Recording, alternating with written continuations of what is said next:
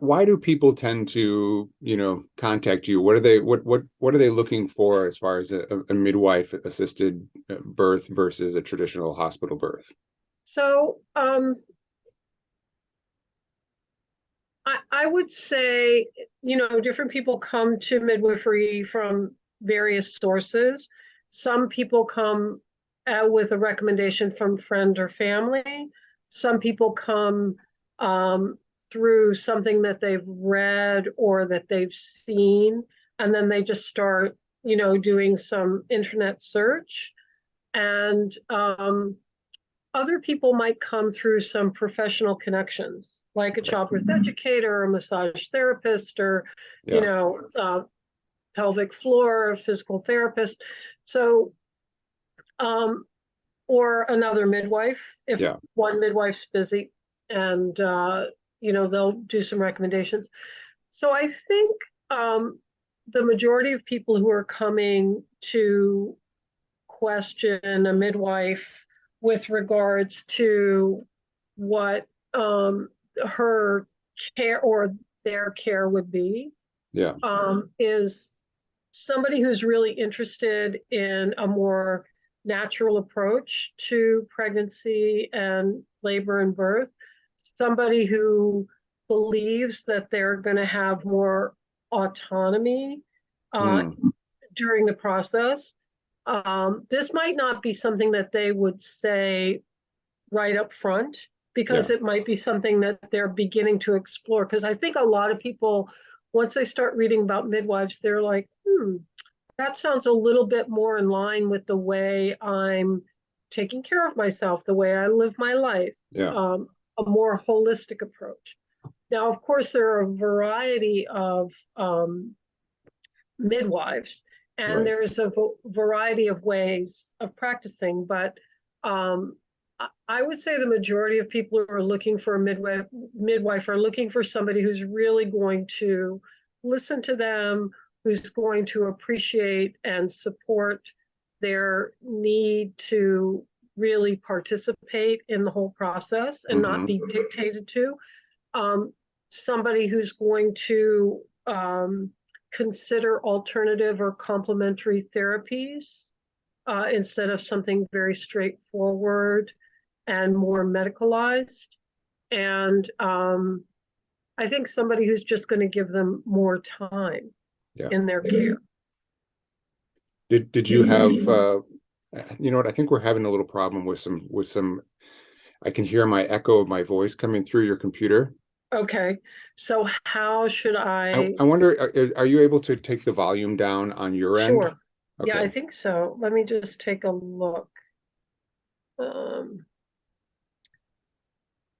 hmm. Okay, It let's. doesn't have to be a lot. I think it just might be, Okay, so let's see. Test speaker and microphone. I mean, you can just do it on your computer. I think it's just coming out of the computer and I'm catching the sound as a double. Okay, let's I don't see. hear it right now, actually. So maybe we're okay already. It might be that I just was speaking a little loudly. Let me But go down a little bit. it was my voice that was echoing, not yours. Okay, let me go down a little bit. Okay, how does that sound? That sounds better. I don't hear it Okay, anymore. So okay. so Um, so so did you have midwife assisted delivery with your I boys? did. And look at this. This is so interesting. Hold on just a minute. There I am. Okay. I did. I'm one of those people who had no idea what a midwife was when I first got pregnant. So my son Spencer just turned 34 on Sunday. And I was at the time, I most of my friends and my identity was still really rooted in theater. I was an actor. And so I had one of my really dearest friends and past roommates. She and I had done regional theater together. And when I let her know that I was pregnant, she said, "Oh, you should talk to my mom. My mom is a childbirth educator and she really knows a lot about birth." And so I gave her mom a call. She actually was like the third person who found out I was pregnant after my husband and my Hmm. friend. Oh, wow. So yeah, and she really became an amazing mentor for me and introduced me to a world where people were um, responsibly collecting like gathering information about pregnancy and birth. Okay. She recommended that I look into midwifery instead of just that what most of the people I knew who got pregnant would go directly to an OB. And she recommended some good practices in New York City. And I found a great midwifery practice that was a private practice of three or four, I think there were four midwives at the time, and they were delivering at St. Vincent's Hospital downtown in the West Village. I was living in Brooklyn, but it wasn't a big deal to go to the village and go for visits, etc. And then she also introduced me to this wonderful childbirth educator in Brooklyn, and it just opened this whole world for me. Yeah. And one of the things that was really wonderful about that whole experience was I was really encouraged to do a lot of reading. And, who knew that there were all these books about natural childbirth and taking responsibility for your pregnancy and, thinking about a variety of ways of giving birth. And I really, really got turned on by some books by this wonderful French doctor, Michel Audant, who had who had opened with a bunch of midwives in France in the mid 70s a Hmm. birth center, and he wrote a lot about his observation of women laboring and birthing, and it was so different than what you would expect, what you learned, most people either from their friends' experiences or what you saw in movies and on television. Hmm. The water breaks, the woman screams, everybody rushes into the room, push, push, push, push, and then you Yeah. have a baby. There's no detail in there at all about the length of a first labor. Right. Right. None of that. You just get you have these images of how people give birth. So I have to say I had a really wonderful first time experience. I went into labor. I gave birth within 12 hours, which was really Really quick. straightforward, a little quickly for a first birth. I Yeah. didn't realize it at the time until I got more involved in the birth field. And then from there, I just, I just got so turned on by the whole idea of the birth world, and I started exploring different roles that I could fill in that world. So I did a lot of things. I became a public consumer advocate for the Childbirth Education Association of Metropolitan New York. Hmm. That's where the childbirth educators I learned from, that was their organization. I started teaching prenatal and postpartum exercise class because I came from a background of theater and dance. So Yep. I already had a lot of background in movement. I started exploring breastfeeding support, not becoming a lactation consultant, because that wasn't quite where I wanted to go, but I did do a lot of breastfeeding support for friends once I went through my initial experience. Hmm. And then eventually, with two other people that I met in the birth world, I started my own doula service. And I had my own doula practice for about 12 years. Oh, wow. I didn't know that. Yeah, I mean, I really just jumped right into it. And Yeah. then I did a lot of early on, I did a lot of postpartum doula work because I had two young kids at home and I could control the amount of time that I was spending away from the kids. So Yeah. it wasn't the same as being on call for labors because that was very different. That would look very different Yes. in my life. And at the time, my former husband uh, was involved in the film business. So he often would be getting up at like 4 in the morning and be gone all day on shoots. So I really couldn't afford to also get up at 4 in the morning and Yeah. be gone all day for birth. So a little bit down the road, I realized maybe I was heading towards midwifery. And I had a couple of aha moments.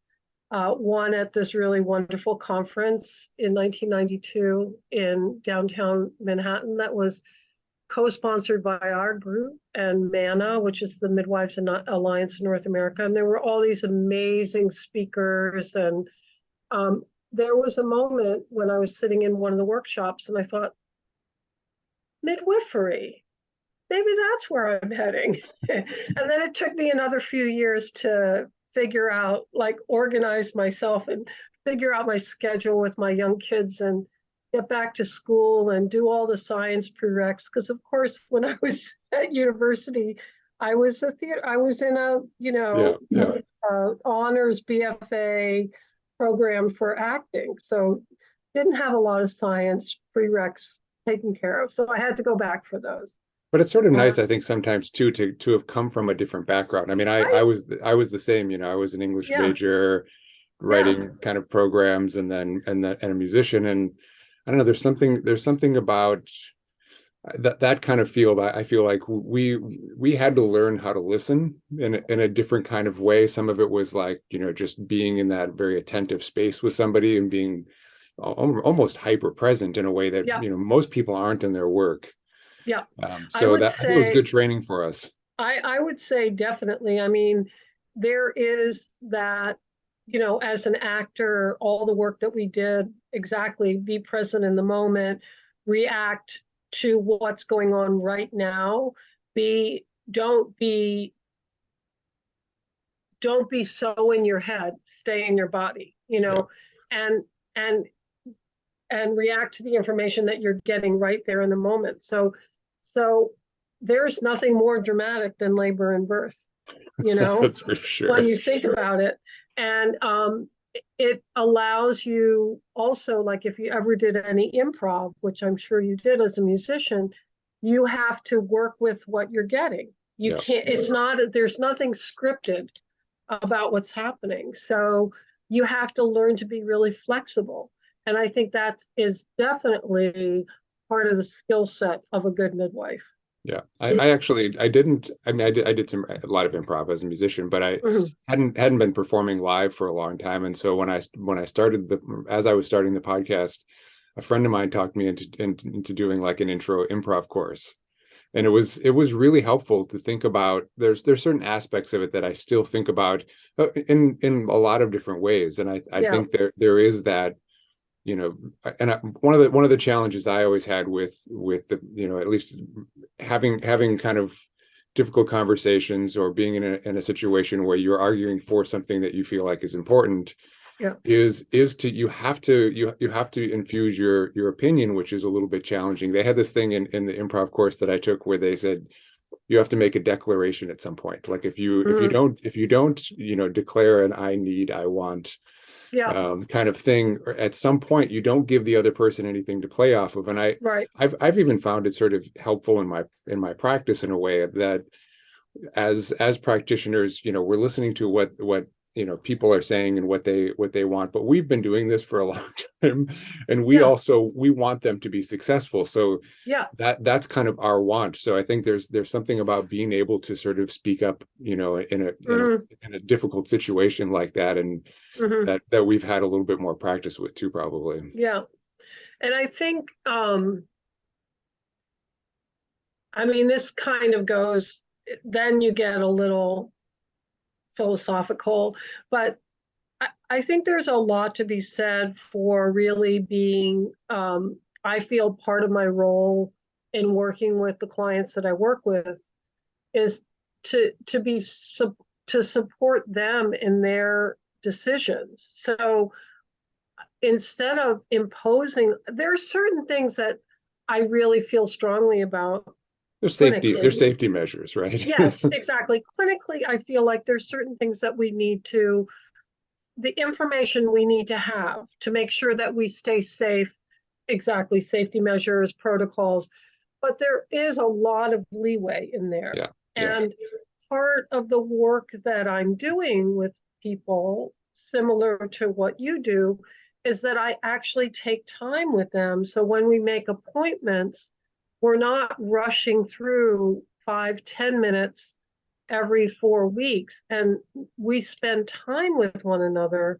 And that really establishes a level of trust, and it reinforces the idea that I'm listening to you, that, you know, I'm giving you some guidance, but I'm also taking in what you're saying to me. And that can be especially helpful for situations that might not end up exactly as everybody planned, you know?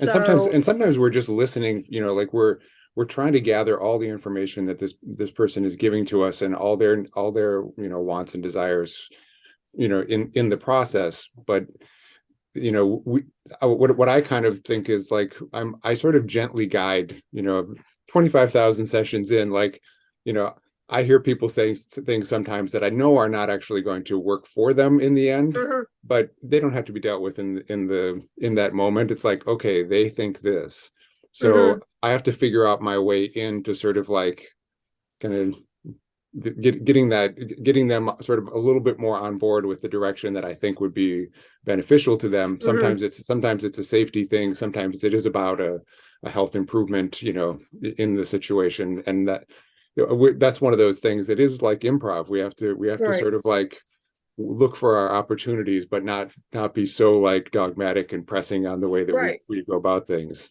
So one a specific example of that would be when I love to talk about. I mean, I'm not a nutrition guru, but I do have a really good understanding of nutrition and pregnancy. Yeah. So I like to do a diet recall, nutrition questionnaire at their first visit, whether it's at the beginning of their pregnancy or the middle. I even had somebody recently who came to me at like 37 weeks. But I do like to go over that.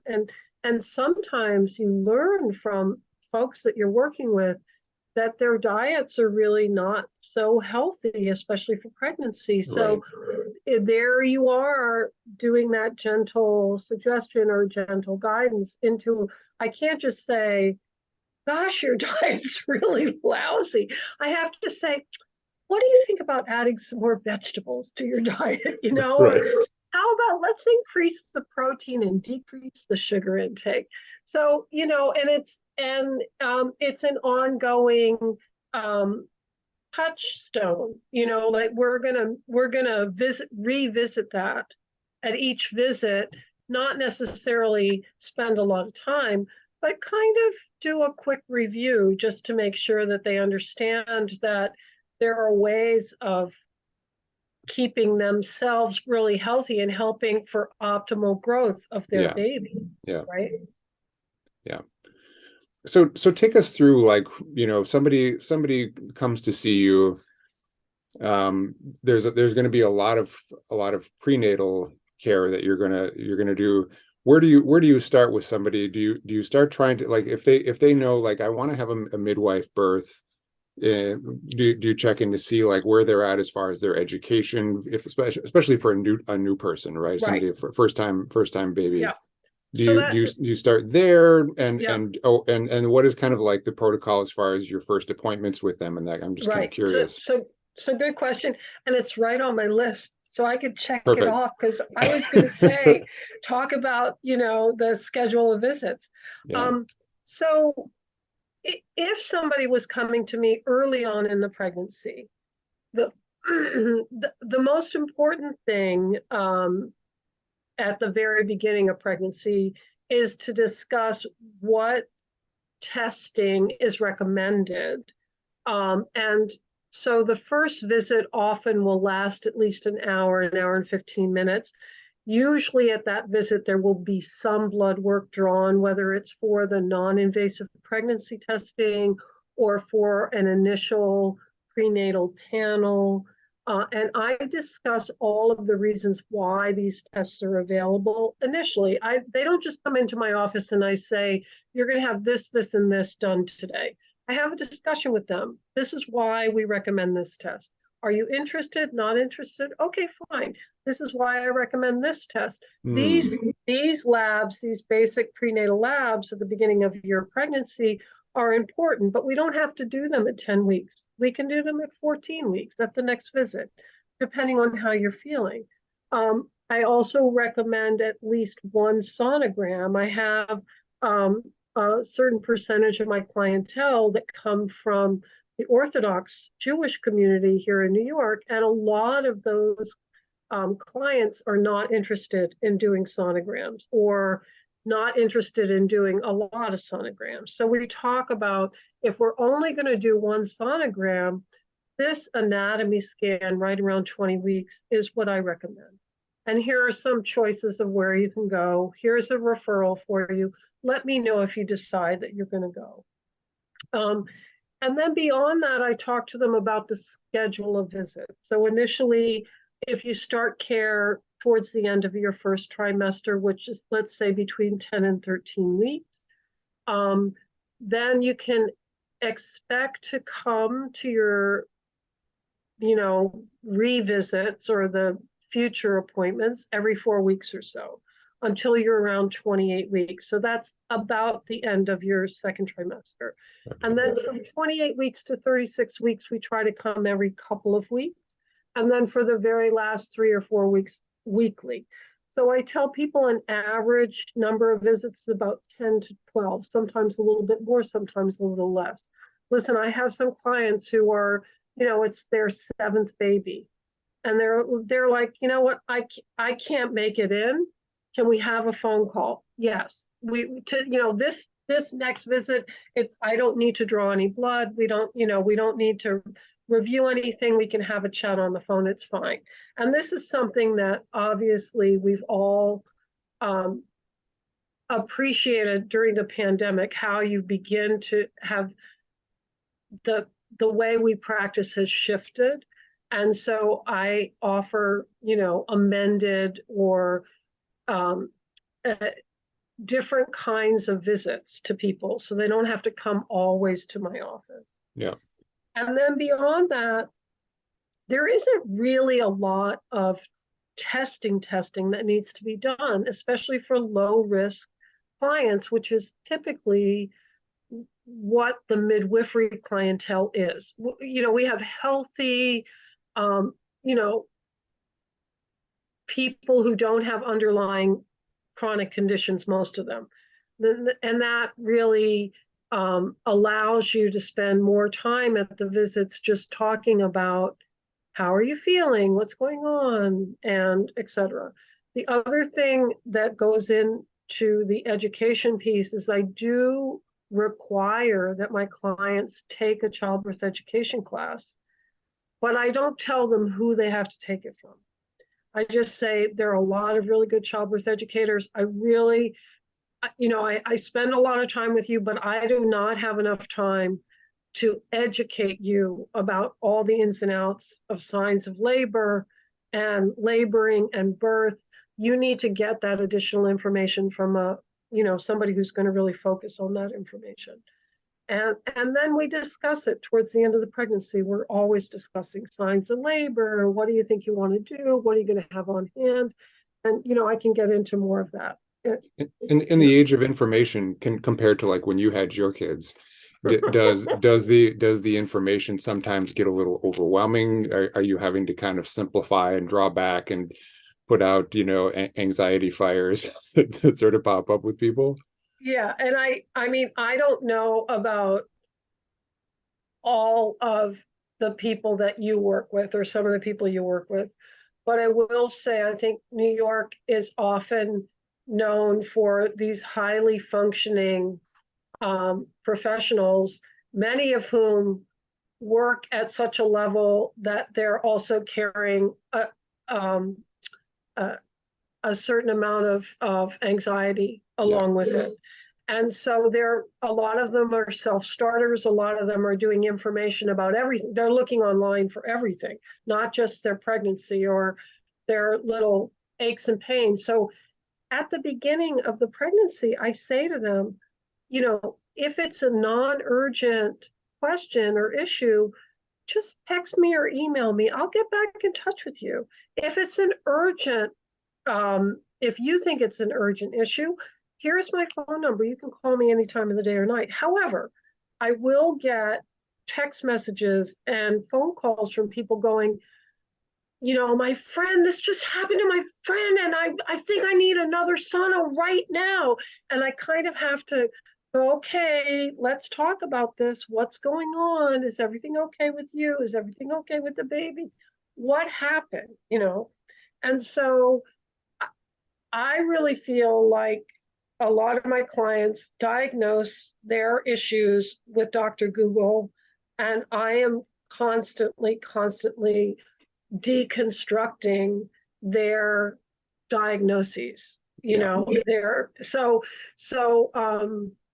I try to encourage folks to get in touch with me first. It doesn't always happen, but I do try to just walk them through what's actually happening right now. Sometimes it's an issue, but a lot of times it's just something that's informing them from an outside source that has really nothing to do with them and their pregnancy, right? Is there any guidance that you give people on anxiety? Because I do some prenatal work as well, but a lot of the work I do with new families and babies is in those first, primarily those first 3 months. But right. And I see that stuff come up sometimes, and it doesn't get better once the baby is born, generally speaking. No.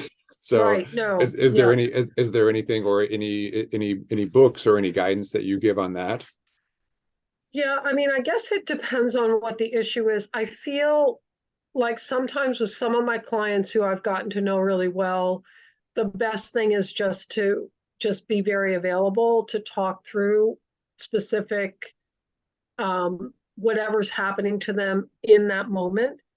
For other people who have really heightened generalized anxiety, I will often recommend talking to somebody who specializes in perinatal mood disorders. And there are some really good practices here in New York. They've just, I would say, like in the last 4 or 5 years, really become more, they're more practitioners. So there's not that they're not always busy, but I feel as if sometimes I'm happy to be part of the care, but sometimes it goes a little bit beyond what I can offer them. Yeah. Because I might not be able to resolve those issues, right? Yeah, and for anybody listening to this, maybe that might be something to consider. If even going into, getting pregnant, that you might have that challenge, that might be something to start working on as a resource going forward. And what I would say is too, from my point of view, is there are some kinds of practices that you can probably start working on, whether it's yoga, meditation, breathing practices, getting some kind of body work like I provide. Absolutely. Yeah. I think I just see those things, and just having a general exercise or movement routine just tends to sort of like diffuse some of that energy that goes on. And I used to be a trainer, and I used to train women all the way through to basically until they were ready to deliver. And it's amazing, there is a period in the middle of your pregnancy that sometimes can be quite difficult. Sometimes the first trimester can be difficult if there's a lot of nausea. So it really depends. You have to be pretty flexible with, what happens with your own pregnancy. And then every once in a while you get a pregnancy that's just really, it's pretty easy. And I think some of it does come from the work that people do before they, before they get pregnant. And sometimes getting pregnant is a whole, exercise. I'm going to have somebody that I'm going to talk to here for that on the podcast as well. Right. But that can also bring up stuff that, might have been latent that you didn't even realize were sort of, challenges for you as far as that could be, changing your mood or your anxiety too. Absolutely. So I want to just make a comment on two things that your statement brought up. One is that I do love to talk to people about where they start their pregnancy, where they are in their exercise routine. And I talk about modifications throughout, because I do have a background in movement and prenatal and postpartum exercise. The second thing is that if they are coming with a history of anxiety or depression and they're on medication, they don't necessarily have to stop taking their medication just because they're pregnant. And there's a lot of really, really good data that allows us to monitor people's medication during pregnancy, and there it might mean that there might be a few extra sonograms done as you move into the third trimester, but in general, as long as you're in touch with your therapist and or psychiatrist, and you're feeling, that we can adjust medication dosing in pregnancy, you don't have to stop taking your medication, because sometimes you have to think, do the benefits outweigh the risk, or do the risks outweigh the benefits? And we're always looking at that kind of, we're evaluating with that in mind. Yeah, so that's really helpful to know. Yeah. And so kind of back to where you sit in the process through the pregnancy then, and all those visits. I mean, that's a lot more visits than a traditional, as far as how much interaction you get to have with the doctor who's going to be doing your delivery. To have, I mean, it varies based on where, how many pregnancies you've had and what your relationship is with them. But that seems like a pretty critical thing, to just have the support of another person who you can lean on and talk to at any given time, especially to have your phone number. I mean, that's huge. Although go ahead. Yeah. So I think if you were to compare charts, just to sit down and just have one of my charts and an OB's chart, chances are the number of visits would be equal. Okay. The amount of time spent would be very different. Yes. So they might have 12 visits with their OB for their pregnancy, but I can pretty much guarantee you that the OB did not spend half an hour, 40 minutes at every visit with them, not including the first visit. And the other part of it for me, and it varies from midwife practice to midwife practice, is I'm a solo practitioner. So it's very rare that you're going to interact with anybody else but me. Occasionally, I might have another midwife cover for me, or I might have somebody do a little bit of office work for me. But in general, when you call me, you're going to get me. When you need any kind of letter or form filled out, I'm the one who's doing it. I'm the one who's filing your birth certificate. I'm the one who's going over your, FMLA form with you. I'm writing the letter to your office or for your travel letter. It's not a whole team of people who are scheduling you or doing all the paperwork. So I think that's also a big difference with a lot of practices, that you're interacting with a bunch of different people in the office aside from the main provider. And when you're working with me, that you're really just dealing with me. Yeah. And it's interesting. I've talked about this a bit on the podcast, and because you and I both have our own solo practices, right? Our business is built on the fact that we have success and also don't cause any harm, right? So that would be the end of our practices. So, and whereas the risk falls on the institution of the the health clinic or whatever, for anyone you work with there. Whereas for us, I think we go a little bit above and beyond with those kinds of things, just because we do not want anything bad to happen to our businesses. Correct. Yeah. And it's, I was just thinking about it in relation to things that I've, when I've heard people making decisions about whether or not they want to have a midwife birth or a traditional hospital birth, or, some midwives work in hospitals, sometimes they do home births, but that there might be more risk in not having, a hospital, or even just having not having a birth with a midwife. Whereas I think the real benefit to actually having a midwife's involvement is that the relationship becomes much stronger, and you actually get to know a lot more about this person, and leading up to the delivery. Right. So in a way, you're reducing your risk. Exactly. For a lot of things. I will say that now I've been a midwife for over 20 years. I've worked in the birth field for over 30. And I did work for many years in the hospital. Up until recently, I was doing a combination of hospital, birth center, and home births. And the pandemic really helped me shift my focus to home birth. And now I'm just doing home births. I Is that mean, right? just this past year, yeah, starting in January of this year, I relinquished my credentials at a local hospital. And right now, there really isn't a functioning birth center in New York City, although there are a couple that are hopefully going to be opening soon. And so I would say, in my experience, there were plenty of times in the hospital where the need for intervention was really welcomed, either by the client or myself. Um, and, ultimately, there are times when, for whatever reason, this baby's not coming in a normal, low risk way. This baby needs to come surgically, Mm-hmm.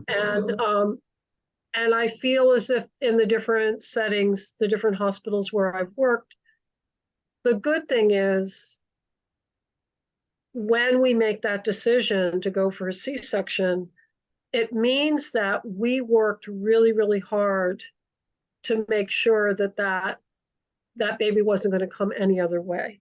So we were not jumping to that decision. And I do know OBs who practice that way too, but I think there's a lot of pressure, especially if you're working in the institution, for what a lot of practitioners would say, well, the baby's safe, the mom's safe. So that's what we decided.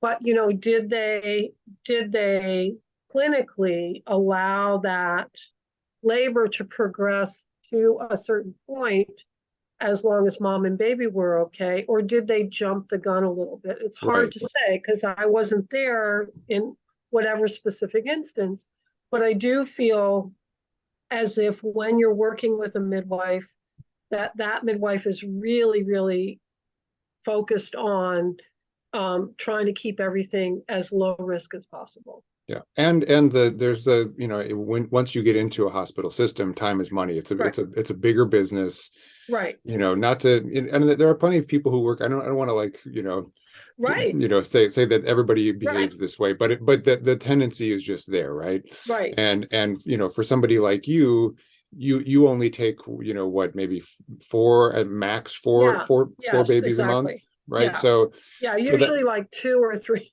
sometimes. Yeah, right. Yeah, it's not that many. And then oh, go ahead. Yeah, go ahead. You go ahead. The other part of it that I was going to say is that because I treat these babies, that sometimes where they've decided to induce and kind of speed the process up, which sometimes is necessary. But I think from what I've seen, the babies who don't get to have the process end up probably having more of the, I think, like GI issues, kind of colicky issues, and also just from a nervous system perspective, like they didn't get to go through their own process. And I think we don't talk about this much. We think a lot about what's going on with the mom and the mom's safety, and we want the baby to be safe, but we don't think about that there's a whole process going on for the way a baby is working their way out, and that Absolutely. From what I've seen, like a fast delivery is sometimes challenging, and we can't always control these things, and sometimes a delivery where there has to be an intervention at the end, like a C-section, can also be challenging for the baby. But usually the labors are oftentimes somewhere in between. They're kind of longer than we think they're going to be. And this is where I also think that maybe you can speak about this, like those last couple weeks of pregnancy, where we don't go in necessarily to a hospital then if we're doing a home birth. We have the ability to sort of be at home and laboring, and laboring is sort of like a intermittent thing. We'll start having some labor contractions, and then it'll kind of quiet down for a little while, and then could be days. We don't know, right? I mean, I appreciate that, and I know that you're going to talk to Tanya as well, who has this similar experience.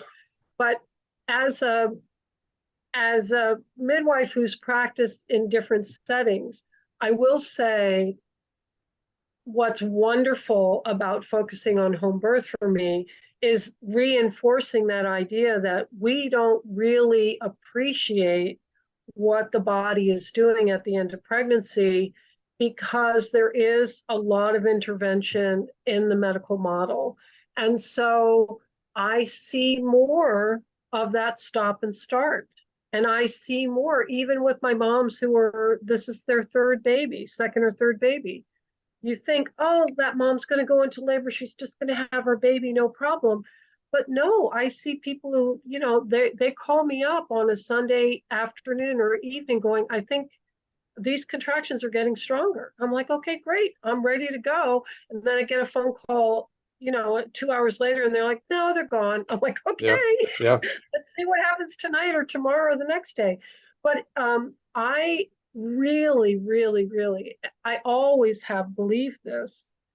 And I think it's totally reinforced the more I do this more hands-off with the home birth clients I have, which is the baby is such a major participant in the process in the beginning of labor and how the labor progresses. I mean, certainly there are other factors, but I really see that dynamic between the mom and the baby when I'm working with somebody in labor. And sometimes it is just like I've got to sit on my hands, like just Yeah. stop, just Yeah. stay away, don't do anything, just sit and watch, sit and pay attention. And as long as mom's okay and baby's okay, they can keep going. It's Yeah. fine with me. I'm not in any rush. I mean, that's part of my plan. That's part of my way of supporting what's happening with my clients, even though sometimes they're like, when is this baby coming? I'm like, I don't know. Are there I other don't know. measures that you take then to help them be more comfortable through those, because Yeah, you start to get impatient, and, yeah, and probably there's some anxiety there too. It's like, yes, okay, I just want to see this baby come into the world at this yeah. point. Yeah, so I mean, it depends on the situation. There are some things that we can do to help, regulate the labor or get the contractions to come more strongly, especially if mom has been laboring off and on for 24 hours, 48 hours. So there are some things that we can do, but if things seem to be moving along kind of at whatever that normal pace is for that person, but mom's a little anxious or um, a little tired, uh, there, I mean, there are a lot of really wonderful comfort measures you can use at home. A lot of clients I work with end up using some kind of a birth tub, or you can, be in and out of the shower, uh, changing positions, occasionally having a glass of wine and laying down if the contractions are not super strong, but they're coming, and seeing if you can get a little bit of rest, and sometimes if there are a few more people that need to be in the room, right? Sometimes it's a matter of going, you know what, I think I'm going to go step out. Maybe I'm going to go get a sandwich down the block. And you guys seem to be doing really well. I'm here. My phone is right here, but you don't need me to be sitting in this room right now, you Yeah. know? And so it really depends on the situation. Um, and a lot of it is just that ongoing um, vocal and physical support. You're doing really well. This is fantastic. Your baby's doing so well. You're doing so well. And just that kind of continual support. And it might be physical, it might just be, emotional or vocal support. I think can really make a big difference.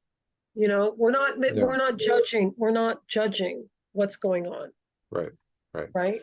So can you talk to me a little bit about, so now that you're kind of you shifted a little bit more to doing home births, or solely doing home births now, compared to, did you work out of Litch before and the I birthing center did, there? Yeah, yes. so Long Island College Hospitals. Yeah, It's no longer there, yeah, but I know that you guys had kind of like a special relationship there, right? That was kind of a rare yes, thing for you guys to have this birth center plus medical support. yes, Is that your, like, if in a perfect world type situation, yeah. would that be something you would rather have, or now that you're kind of in this home birth Oh, situation, is do you like this better? And at home, do you like to have more support, like a doula or somebody else? so those are really good questions, and I honestly feel like I'm going to answer it. I'm going to answer this, but it really could be a whole other podcast because Ah, okay.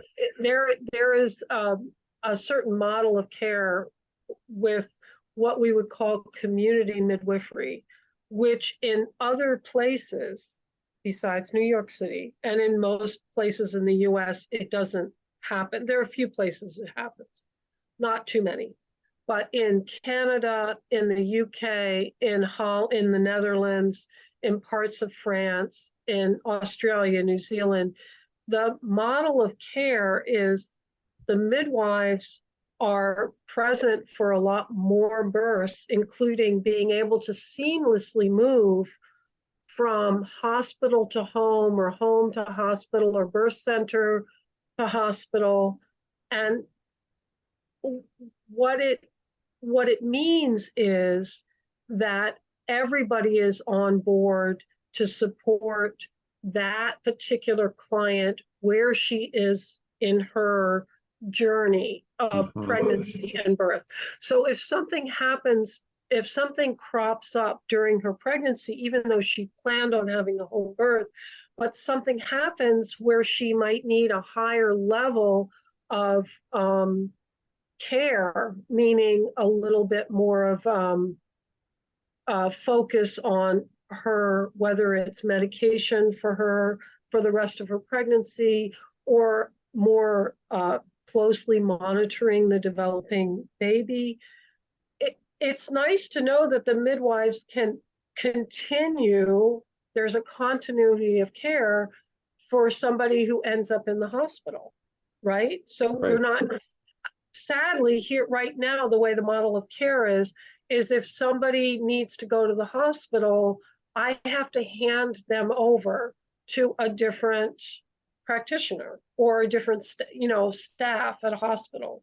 Or if it's before they go into labor, but something's happened and I can't safely deliver them at home, then I have to hand them off to a different practice. And that, I mean, I'm okay about doing that, but ideally, I loved working as a hospital-based midwife who would make decisions also to deliver in a birth center or home. And then if I had to transfer, I could transfer with those clients and continue taking care of them. Right, especially in Now like we a don't, high risk situation, right? Or yeah, when you know there's, would you be more likely to like, are there people that come to you that seem too high risk to work with you at this point?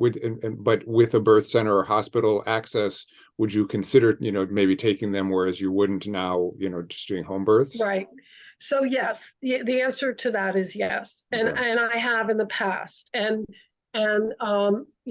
that's the one subset of my clientele that I felt a little sad about when I made the decision to go to home birth, because I knew there was a group of people that I worked well with in the hospital and that I supported them, say, with their first VBAC, vaginal birth after cesarean, Yeah. that I'm not going to do in a home setting. Um, so, so yeah, sadly, that's, yeah, not our model of care. I wish it were. It would be the overall health of laboring women and laboring people and their families would be a lot better in the US if we had that model of care. Right. And that's part of the reason I like to have these conversations, is that, Yeah, speaking to somebody who's expert and has seen so much, this, I think and I know hospitals struggle financially. I mean, this is part of the reason why some of these things don't exist in the US, in the way that they're funded compared to the way they are in other Right. countries. If I had a Right. conversation with somebody in Germany or Holland or something, it might be a very different kind of conversation. So Right. yeah. Right. Yeah. And then Um, so in terms yeah. of like postpartum care too, like this is another piece of this, right? Yes. That you get to be much more involved with. Yes. And I mean, I actually, when I think about all the years of experience as working as a postpartum doula, and I bring that to my experience and Oh care yeah, I as a imagine. midwife, right? Postpartum to me is a really amazing time, and I feel really privileged to have, aside from my own personal experience where it was a real shock 34 years ago, to Hmm. have breastfeeding issues with a brand new baby, no family around, you know, brand new parents, completely exhausted. Once I got into doula work and focused on postpartum doula work for the first 3 or 4 years that I was in practice, I recognized how important it was to normalize people's experiences around this time when you're, what I used to say to my ladies, just like you're oozing from every pore. Day three, you're bleeding, you're crying, you're sweating, you're Yeah. leaking breast milk, like you have no, your body is just this, it's just amazing what's happening, but it's freaky because you've never experienced it before. And from a And of course, psycho-emotional perspective, we're going through such a major transition at the same oh time. my gosh, and nobody around, I mean, unless you're really, really lucky and you have people who really honor that period for what it really is. Instead, I can remember, I have this story I tell clients of mine when I tell them, when they're preparing for their postpartum time, I said, people cannot come to visit you. If they do, they have to drop food off or run an errand for you, and that's it. And then I give them this sample. One of the doulas that I worked with in my practice, who ended up becoming a lactation consultant. She was postpartum. Her husband was a professional musician. He came in for the birth and then went back out on tour, like Hmm. Yeah. day three, day four, something like that. And one of their friends came over to visit. And instead of like bringing food, she was sitting there with this brand new 3 or 4 day old baby. And the guy was like, "Well, what's for lunch?" And she sat there and she didn't know what to do. Like her partner wasn't there. This guy was like talking about, whatever he was doing, and oh, let's make some lunch and let's chat, and I said, you can't have people like that come over. That's not fair. That's not fair to the new mom who's learning how to breastfeed. She needs to lay And down. very depleted. I mean, think about Oh my gosh. energy it takes that last trimester and the whole Oh my pregnancy gosh. actually, and then Yeah. the delivery. Right. So I talk a lot about it with my clients, especially my first time parents, about making sure that when you're cooking, you make double batches and you throw something in the Hmm. freezer, that anybody who's planning to come to visit, whether it's family from out of state, that unless there's room for them in the apartment, which is rare in New York, that they set aside time when they're going to come and they're going to help, but they're not going to stay there and like talk to you and want to hold the baby while the mom's trying to learn how to breastfeed. The mom needs to lay down when the baby's sleeping. Mom needs to lay down, Yeah. So that kind of schedule, up and down and up and down, and making sure that you're eating and drinking, and when are you going to take a shower, and when is my body going to be my own? All of that is, it needs, the other part of this, when I was getting ready to talk to you about this, is one of the things that I do with my clients is that I typically, now that I'm doing home birth, I typically go in at least twice in the first week to go Okay. see them and check on mom and check on the baby and just get a sense of what's going on. But also, I repeat on almost a daily basis, lay down when the baby's sleeping, talk about the breastfeeding, after breastfeeding, and poops and pees. What are you eating? What are you drinking? Lay down, lay down, lay down, and I have to repeat it because how Yeah. much can you retain of this? And also just to be be one of the people who's acknowledging that what you're experiencing is normal and that you can call me any time of the day or night. Yeah. And sometimes I get those phone calls with the baby screaming in the background at 3 a.m. The baby won't go to sleep. And I'm like, it's okay. It's day 3. The baby's helping your milk come in. Hand the baby off. Go sit in the toilet. Go turn the shower on. Cry for a few minutes and then come back out again. Yeah. I mean, It's okay. it's important. I do a lot of this, the kind of giving new parents schedules, and I like you. I feel sort of blessed to be able to be involved in their lives at this point. Right. And most of the time people aren't coming to see me unless the baby's having some sort of struggle, right? So I'm often dealing with new parents who are anxious, exhausted, just everything. And so, sometimes they've also been working with, some other people, obviously if there's a GI issue, they've probably been, to some specialists, they've been working with a lactation consultant and some other people.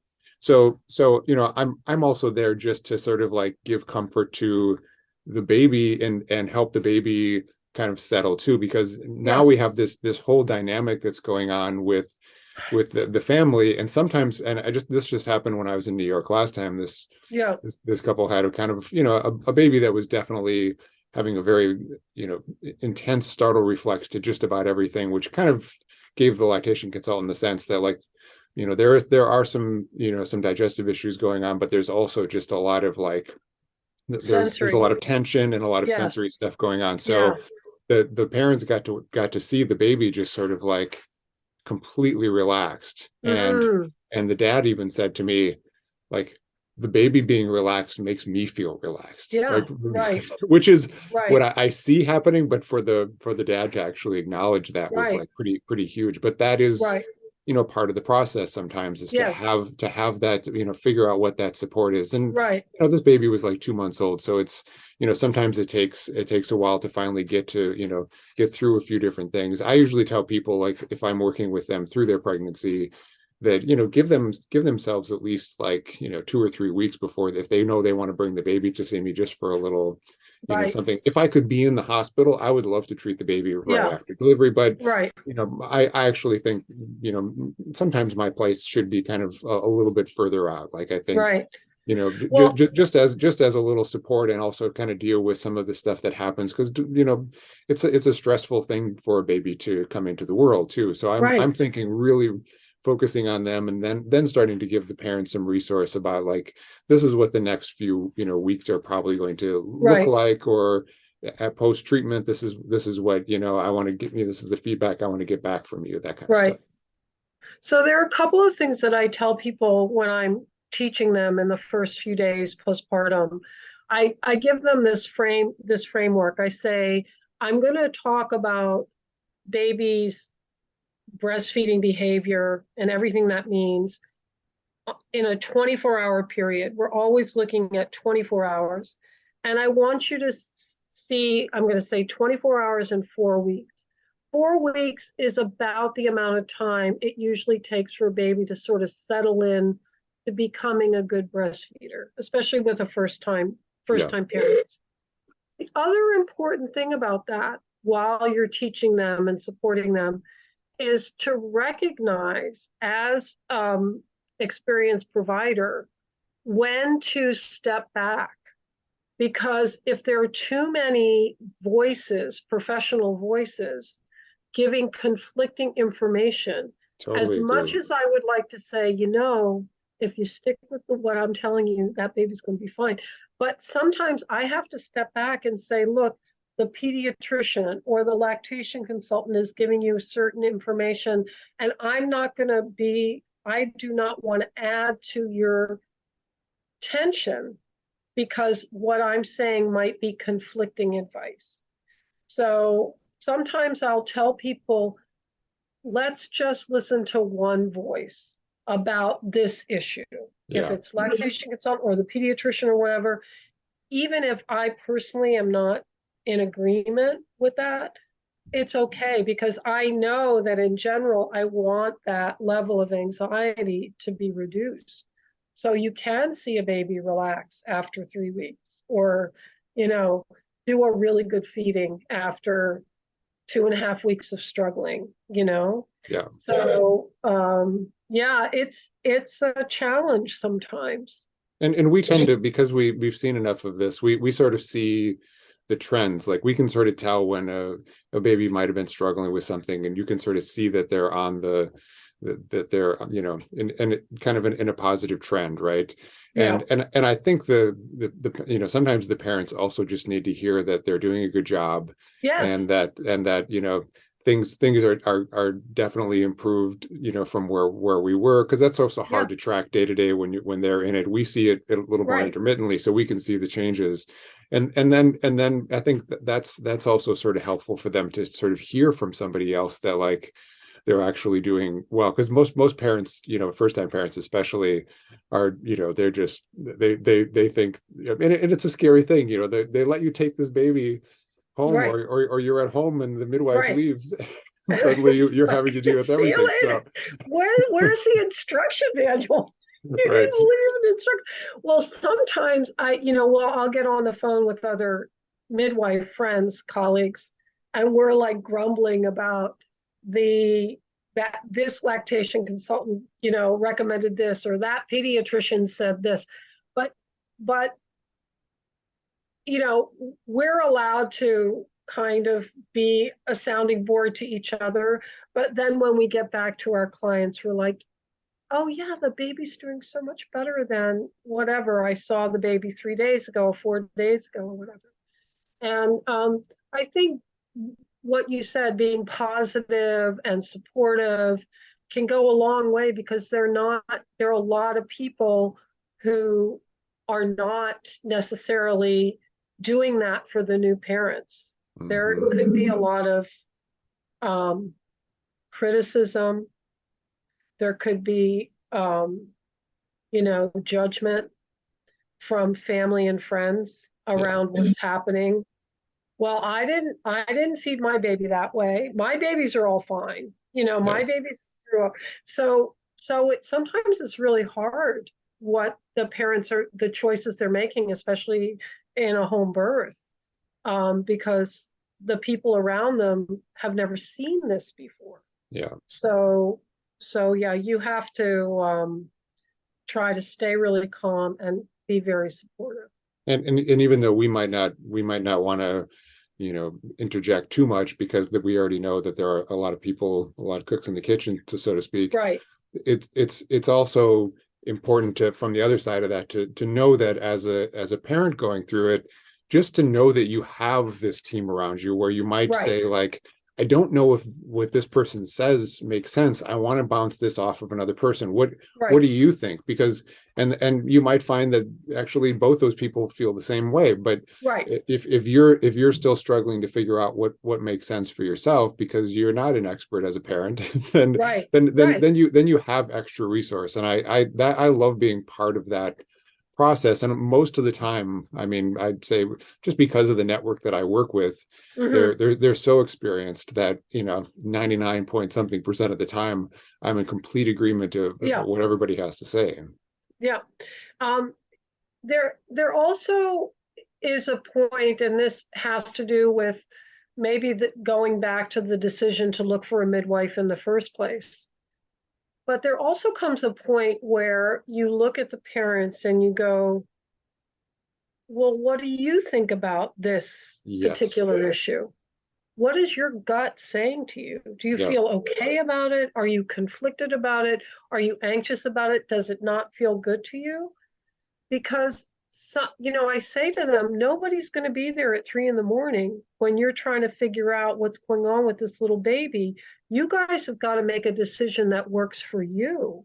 I say And it that a might lot. not be exactly what I would recommend, but what's going to work for you and your family, that is really important. So that, that goes back to the whole idea of just trying to be really support. You're giving them guidance, but you're also just going, okay, guys, you've got to take over at some point. Yeah.